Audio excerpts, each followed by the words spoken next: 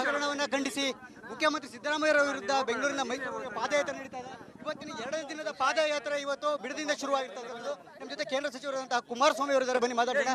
2 ದಿನದ ಪಾದಯಾತ್ರೆ ರೆಸ್ಪಾನ್ಸ್ ಆಗಿದೆ ಇವತ್ತು ಈಗ ನೆನ್ನೆ ದಿನಕ್ಕೂ 2ನೇ ದಿನದ ಇವತ್ತಿನಕ್ಕೂ ತುಂಬಾ ದೊಡ್ಡ ಮಟ್ಟದ ಒಂದು ಉತ್ಸಾಹ ಕಾರ್ಯಕರ್ತರು ಕಾಣ್ತಾ ಇದ್ದೇವೆ.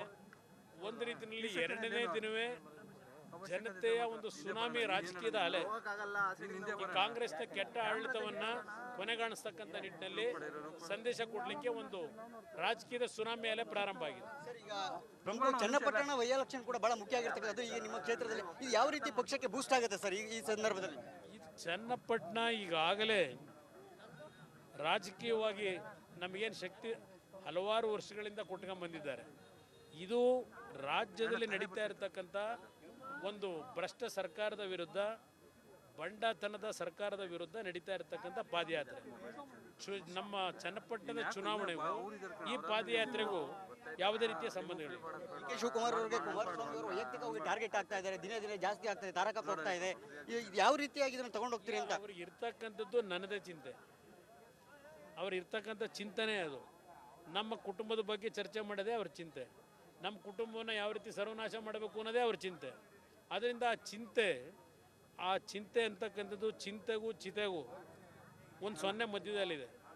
ಆ ಚಿಂತೆ ಕೊನೆಗೆ ಚಿತೆ ಆಗಬಾರದು, ಆ ರೀತಿ ಸರಿಪಡಿಸ್ಕೊಳ್ಳೋದು ಒಳ್ಳೇದವರು ಅನ್ನೋದು ನನ್ನ ಅಭಿಪ್ರಾಯ. ಕೇಂದ್ರದ ನಾಯಕರಿಗೆ ಕುಮಾರಸ್ವಾಮಿ ಅವರು ದಾಖಲೆಗಳನ್ನು ಕೊಟ್ಟಿದ್ದಾರೆ, ಅರೆಸ್ಟ್ ಮಾಡಿಸೋದಕ್ಕೆ ಸಂಬಂಧಪಟ್ಟಂತೆ ಸಾಕಷ್ಟು ದಾಖಲೆಗಳನ್ನು ತಗೊಂಡು ಕೊಟ್ಟಿದ್ದಾರೆ ಅಂತಕ್ಕಂಥ ಒಂದು ಆರೋಪ ಮಾಡಿದರೆ ಭಯ ಶುರುವಾಗಿದೆ ಅಂತ ಇದ್ರೆ ಅವರು ತಪ್ಪು ಮಾಡಿದ್ದಾರೆ ಅಂತ ಆಯ್ತಲ್ವಾ?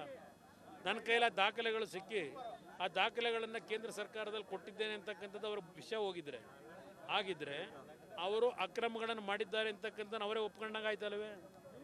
ಕುಮಾರಸ್ವಾಮಿ ಅವರ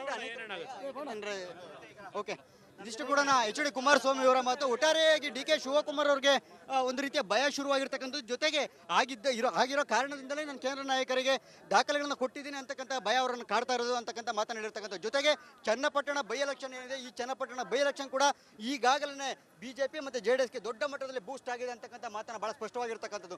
ನೋಡೋಣ ಮುಂದಿನ ದಿನಗಳಲ್ಲಿ ಚನ್ನಪಟ್ಟಣ ಬೈ ಎಲೆಕ್ಷನ್ ಯಾವ ರೀತಿಯಾಗಿ ಕಾವಿರುತ್ತೆ ಅಂತಕ್ಕಂಥ. ಜೊತೆಗೆ ಇವತ್ತಿನ ಪಾದಯಾತ್ರೆ ಏನು 2 ದಿನದ ಪಾದಯಾತ್ರೆ ಈಗ ಬಿಡದಿಯಿಂದ ಕೆಂಗಲ್ವರೆಗೆ ನಡೀತಾ ಇರ್ತಕ್ಕಂಥ. ಈ ಬಗ್ಗೆ ಮತ್ತಷ್ಟು ಅಪ್ಡೇಟ್ ಅನ್ನು ಕೊಡ್ತಾ ಹೋಗ್ತೇವೆ. ಸುರೇಶ್, ರಿಪಬ್ಲಿಕ್ ಕನ್ನಡ, ಬೆಂಗಳೂರು. ಒಂದು 10 CBI ಸಂಸ್ಥೆಗಳು ಬೇಕು ನೀವು ಮಾಡ್ಕೊಂಡಿರ್ತಕ್ಕಂಥ ಅಕ್ರಮಗಳನ್ನ ಇವತ್ತು ಜನಗಳ ಮುಂದೆ ಇಡ್ಲಿಕ್ಕೆ. ಅದನ್ನ ನಾನು ಯಾತಕ್ಕೆ ಪದ ಹೇಳ್ತಾ ಇದ್ದೇನೆ, ನನ್ನ ರಾಮನಗರದ ಜನತೆ ನನ್ನನ್ನ ಏನು ಇವತ್ತು ಈ ಮಟ್ಟಕ್ಕೆ ಬೆಳೆಸಿದ್ದೀರಿ, ಇವತ್ತು ನಮ್ಮ ಜನತೆಗೆ ಯಾವುದೇ ರೀತಿಯ ದ್ರೋಹವನ್ನು ಮಾಡ್ತಕ್ಕಂಥ ಕೆಲಸ ಮಾಡಿಲ್ಲ. ನಾನು ಆ ರೀತಿ ದ್ರೋಹದ ಕೆಲಸವನ್ನು ಮಾಡಿದ್ರೆ ಗೌರವಾನ್ವಿತ ಪ್ರಧಾನಮಂತ್ರಿಗಳು ನರೇಂದ್ರ ಮೋದಿ ಅವರು ಇವತ್ತು ನನಗೆ ಇಂಥ ಒಂದು ಜವಾಬ್ದಾರಿಯನ್ನ ಯಾವ ಕಾರಣಕ್ಕೂ ಕೊಡ್ತಾ ಇರಲಿಲ್ಲ. ನಾವು ಯಾವ ರೀತಿ ಬಂದಿದ್ದೇವೆ ನರೇಂದ್ರ ಮೋದಿ ಅವರಿಗೆ ಗೊತ್ತಿದೆ. ಇವತ್ತು ನರೇಂದ್ರ ಮೋದಿ ಅವರು ನನಗೆ ಇವತ್ತು ಈ ಜವಾಬ್ದಾರಿಯನ್ನು ಕೊಟ್ಟಿರ್ತಕ್ಕಂಥದ್ದು. ಶಿವಕುಮಾರ್ ಅವರೇ ಪಾಪ ಹೇಳ್ತಾ ಇದ್ದೀರಲ್ಲ, ಅದೇನೋ ನೆನ್ನೆನೂ ಹೇಳಿದ್ದೀರಿ, ಬಹಳ ಆಸೆ ಪಡ್ತಾ ಇದ್ದೀರಿ, ನನ್ನ ಪ್ಯಾಂಟು ಶರ್ಟು ಎಲ್ಲ ತೆಗೆದು ಜೈಲಿಗೆ ಕಳಿಸ್ತೀರಾ, ತಯಾರಾಗಿದ್ದೀನಿ ಜೈಲಿಗೆ ಕಳಿಸಿ ಅಂತ ಹೇಳ್ತಾ ಇದ್ದೀರಿ. ಏನಾದರೂ ನಿಮ್ಮ ಗುರುಗಳು ಏನು ಹೇಳ್ತಿರಲ್ಲ ಅವ್ರ ಹೆಸರನ್ನ ಯಾವಾಗಲೂ ನಮ್ಮ ನೊಣಕೆರೆಯ ಅಜ್ಜಯ್ಯನವ್ರು ಏನಾದರೂ ಹೇಳಿದ್ದಾರಾ ಈಗಾಗಲೇ? ಇಲ್ಲ ತಯಾರಾಗು ಕೊನೆಯ ಹಂತಕ್ಕೆ ಬಂದಿದ್ದೀಯಾ ಇವತ್ತು ನಾನು ಹೇಳ್ತಾ ಇದ್ದೇನೆ ಅಂತ ಹೇಳಿ ಅಜ್ಜಯ್ಯನವ್ರು ಏನಾದರೂ ಹೇಳಿದ್ರೋ ಗೊತ್ತಿಲ್ಲ ನನಗೆ, ಯಾಕೆಂದ್ರೆ ಅವ್ರ ಬಗ್ಗೆ ನಾನು ಲಘುವಾಗಿ ಮಾತಾಡಲ್ಲ. ನಾವು ದೇವರನ್ನ ನಂಬಿ ಬಂದಿರತಕ್ಕಂಥವ್ರು, ಗುರುಗಳನ್ನ ನಂಬಿ ಬಂದಿರತಕ್ಕಂಥವ್ರು. ಶಿವಕುಮಾರ್ ಅವರೇ, ಆ ಅಜ್ಜಯ್ಯನವ್ರ ಬಗ್ಗೆ ನಿಮಗೆ ಭಕ್ತಿ ಗೌರವ ಇದ್ರೆ ಮಾಡಿ ಪ್ರಮಾಣ, ನಾವು ನೋಡೋಣ. ನಾನು ಪ್ರಮಾಣ ಮಾಡ್ಲಿಕ್ಕೆ ತಯಾರಾಗಿದ್ದೇನೆ. ಅಜ್ಜಯ್ಯನವರ ಹೆಸರಿನಲ್ಲಿ ಪ್ರಮಾಣ ಮಾಡಿ ನೀವೇನೇನು ಮಾಡಿದ್ದೀರಿ? ಹರಿಶ್ಚಂದ್ರರ ಪ್ರಾಮಾಣಿಕವಾಗಿ ಬಂದವರ ನೀವು? ಕನಕಪುರದಲ್ಲಿ ಎಷ್ಟು ಕುಟುಂಬ ಹಾಳು ಮಾಡಿದ್ರಿ ಆ ಕಲ್ಲೊಡಿಲಿಕ್ಕೆ, ಎಷ್ಟು ಕುಟುಂಬಗಳ ಜೀವ ತೆಗೆದಿದ್ದೀರಿ. ನಿಮ್ಮಿಂದ ನಾವು ನೈತಿಕತೆ ಕಲಿಬೇಕಾ? ಬಿಜೆಪಿ ಮತ್ತು JDSನ ಕಾರ್ಯಕರ್ತರು ಇದನ್ನ ಅದಕ್ಕೆ ಹೇಳಿದ್ದು. ಅಜ್ಜಯ್ಯನವ್ರ ಶಾಪು ಪ್ರಾರಂಭ ಆಗಿದೆ.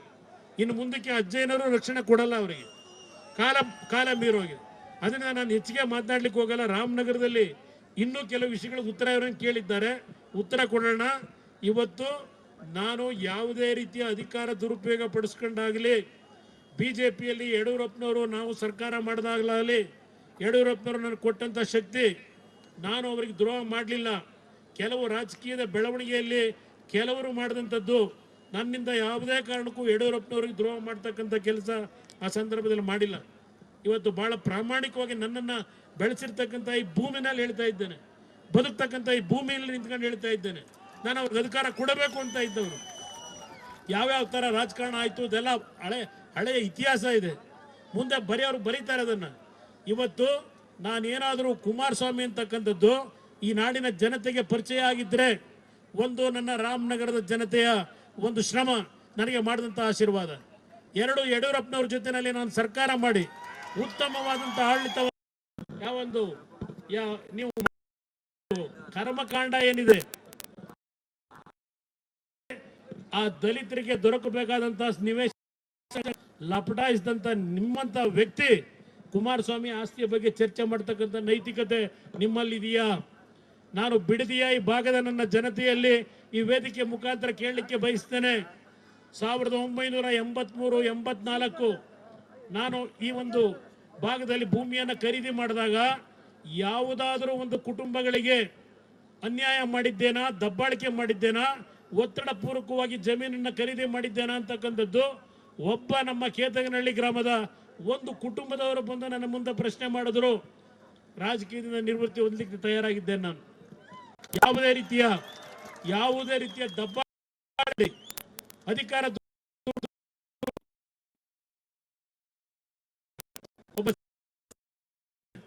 ಅಲ್ಲಿ ಸಂಪಾದನೆ ಮಾಡಿದಂತ ಹಣದಿಂದ ಇಲ್ಲಿ ಭೂಮಿ ಖರೀದಿ ಮಾಡಿದ್ದೇನೆ.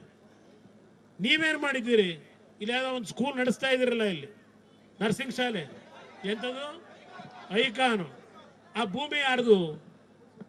ಪಾಪ ಅಲ್ಲೆಲ್ಲ ನಮ್ಮ ಬಿಲ್ಕೆಂಪನಹಳ್ಳಿ ಕೃಷ್ಣಮೂರ್ತಿ ಅಂತ ಹೇಳಿ ಒಬ್ಬ ಬಡ ಕುಟುಂಬದ ಬ್ರಾಹ್ಮಣ ಸಮಾಜದ ವ್ಯಕ್ತಿ ಕೃಷ್ಣಮೂರ್ತಿ. ಆ ಕೃಷ್ಣಮೂರ್ತಿ ಪಾಪ ಯಾವುದೋ ಒಂದು ವ್ಯವಹಾರ ನಡೆಸ್ತಾ ಇದ್ರಲ್ಲಿ KSFC-ನಲ್ಲಿ ಸಾಲ ತಗೊಂಡಿದ್ರು. KSFC ಸಾಲ ತಗೊಂಡು ತೀರಿಸ್ಲಿಕ್ಕಾಗದೆ ಆ ಭೂಮಿಯನ್ನು KSFC ಅಧಿಕಾರಿಗಳ ಮುಖಾಂತರ ದುರುಪಯೋಗ ಪಡಿಸ್ಕೊಂಡು ಯಾವ ರೀತಿ ಆ ಭೂಮಿಯನ್ನು ಬರ್ಸ್ಕೊಂಡ್ರಿ ಶಿವಕುಮಾರ್ ಅವರೇ? ಇವತ್ತು ಅದ್ಯಾವುದೋ ನಿಮ್ಮ ಅಜ್ಜಯ್ಯನ ನೆನೆಸ್ಕೊಂಡು ಮಾತಾಡ್ತಿರಲ್ಲ, ಅದರ ಪಕ್ಕದಲ್ಲಿ ಇನ್ನೊಂದು ಭೂಮಿ, ಯಾವೊಬ್ಬ ಮಿಲಿಟ್ರಿನಲ್ಲಿ ಕೆಲಸ ಮಾಡಿದಂಥ ರಾಮಸ್ವಾಮಿ ಮಿಲಿಟ್ರಿಯಿಂದ ನಿವೃತ್ತಿ ಹೊಂದಿ ಬಂದು ಇಲ್ಲಿ ಯಾವುದೋ ಒಂದು 4-5 ಎಕರೆ ಭೂಮಿ ತಗೊಂಡಿದ್ರೆ ಅವರ ಮಗಳನ್ನ ಕಿಡ್ನ್ಯಾಪ್ ಮಾಡಿ, ಚಿಕ್ಕ ಮಗುನ ಕಿಡ್ನ್ಯಾಪ್ ಮಾಡಿ ಭೂಮಿ ಬರ್ಸ್ಕೊಂಡು ಆ 25 ಲಕ್ಷ ಚೆಕ್ ಕೊಟ್ಟು ಡಿಸಾನರ್ ಆಗಿದೆ ಚೆಕ್. ಇವತ್ತು 40 ವರ್ಷ ಆಯಿತು, ಆ ಚೆಕ್ ಹಣನೂ ಕೊಡಲಿಲ್ಲ. ಏನಾದರೂ ಮತ್ತೆ ದುಡ್ಡು ಕೇಳಲಿಕ್ಕೆ ಮತ್ತು ಈ ಚೆಕ್ಕಿನ ಬಗ್ಗೆ ಚರ್ಚೆ ಮಾಡಿದ್ರೆ ಮಗಳನ್ನ ಕತ್ತರಿಸಾಕ್ಸ್ತೀನಿ ಅಂತ ಹೇಳಿ ಎದುರಿಸಿ ಜೀವನ ಮಾಡ್ಕೊಂಡು ಬಂದಂಥ ಶಿವಕುಮಾರ್ ನನ್ನನ್ನು ಪ್ರಶ್ನೆ ಮಾಡ್ತೀರಾ? ಈಗ ಮಂತ್ರಿಯಾಗಿ, ಈಗ ಉಪಮುಖ್ಯಮಂತ್ರಿಯಾಗಿ ಸದಾಶಿವನಗರದಲ್ಲಿ 3 ಜನ